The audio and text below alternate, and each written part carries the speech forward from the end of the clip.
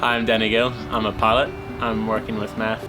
I think I always wanted to do something in remote communities. I'd grown up in a remote community myself in eastern Nepal, and I'd seen what difficulties people faced out there. I wouldn't have decided to become a pilot unless it was to fly with math.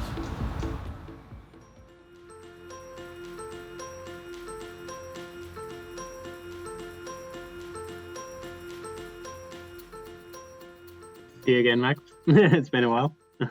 Yes, I was trying to work out how many years it was. I first met you in Kathmandu, Nepal, in December 2004, I think it was. Does that ring a bell? About right.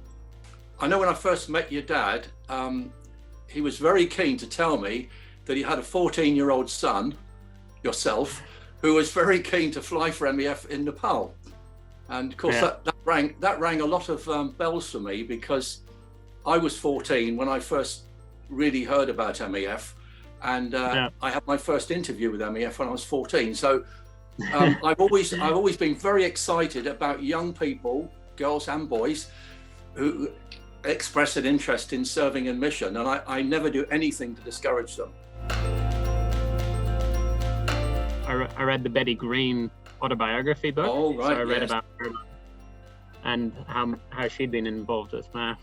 I think she really inspired me because she'd been in the WASPs in America, the women air service pilots, and I just found it amazing that she'd been able to be math's first pilot out there, and her story was just so cool.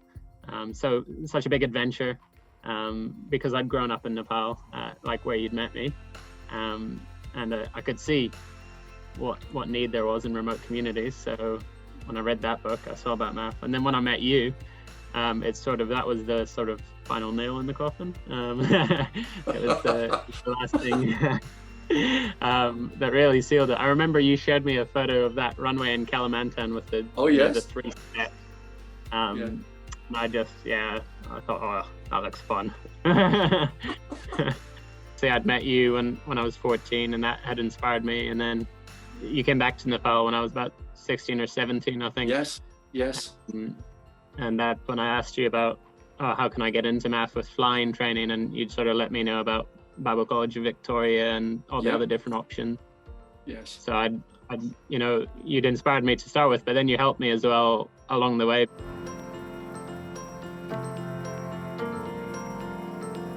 That's one of the great things that you've got today, is much more technology to help you with your navigation. Oh, we're so lucky. I honestly, some days I look out the window and I think, I've read Hope Has Wings, and I remember reading, these early stories of dead reckoning, compass map time. You're just looking around and geez, there's no features out here. There's nothing to go by. Just aim for the Nile and then go north and south. I'm amazed by what you do. We take off, follow the purple line, and it's pretty tame, really. Yeah. Play on the GPS. Well, it's a real privilege to me to see you there in Sudan, a country which I flew a lot in, and to think that God has taken you from that early vision that you had of reading Betty Green's story all the way through to being an MEF pilot.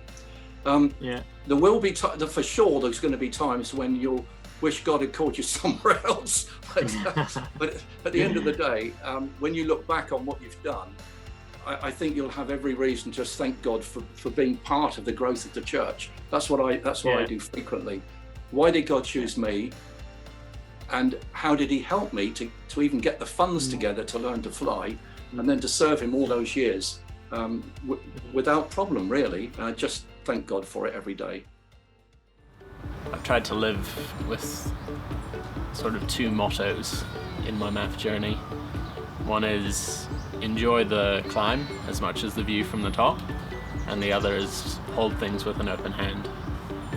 Yeah, sometimes you might come in with expectations, what you think it's going to be like, and it might be different, and you could end up being hurt by that or disappointed.